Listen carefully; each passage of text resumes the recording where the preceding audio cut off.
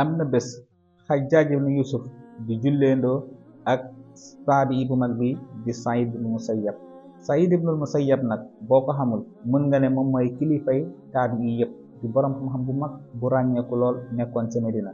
nekkoon it taalibe ci saxaaba bu mag bii di Abi Hurayra, ba Abi Hurayra sax moo yëkkati woon doomam bu jigéen maye ko ko. kon Saïd ibnu Musayyab borom cër la woon. am na bis nag muy julleendoo ak xajjaaj nag ñu ngi doon jullee ci julli gi daanaka mooy njëkk a siggi imaam di ko njëkk a siggi.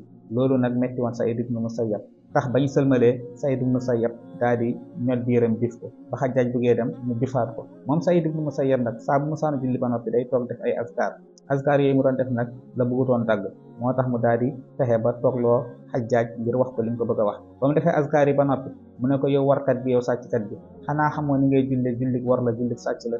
nit ki war sa njëkk a sëgg imaamam di ko njëkk a siggi. lisan daal di koy xas ne ko simmi sama dàll bi rek dóor la ko ci kanam laa bëgg a def, ndax ñi nga ñaawaleeg julli bi nga xam ne moom nga doon jullee.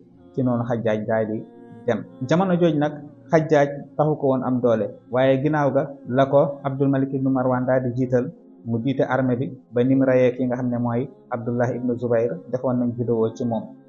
ginnaaw ba mu rayee Abdullah ibnu Zubayr ci la daal di wutali Medina. ba mu ñëwee Medina nag mu daal di jubali ca Saïd ibnu Musayyab fi mu toog di jàngale. ñëpp daal di tiit yaakaar ne bu fa demee dina ko rey wala mu def ko lu metti. ba mu yeggee mu laaj Saïd ibnu Musayyab, ndax yow yaa ma waxoon nangam ak nangam ci bis sàngam ak sàngam ci keroog ba ñuy julli. ndeysaan Saïd ibnu Musayyab daal di fëgg dënnam ne ko waaw, man maa la ko waxoon tey.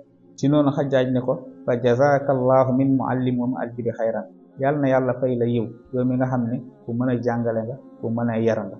maa ngi lay giñal ci yàlla ni ginnaaw ba ma fi bàyyeekoo laa bàyyi julli façon julli goo nga xam ne julli woon naa ko keroog, te dara taxul ma bàyyi ko lu dul yedd gi ñu ma ci yedd. lii it bokk ci ay jëf yi rafet yi nga xam ne Xajjaaj ibnu Yusuf def na ko. waxoon naa la ni mu amee ay jëf yu ñaaw noonu la amee ay jëf yu rafet. des na ci dëkk incha allah. wasalaamu aleykum wa rahmatullahi wa barakaatu.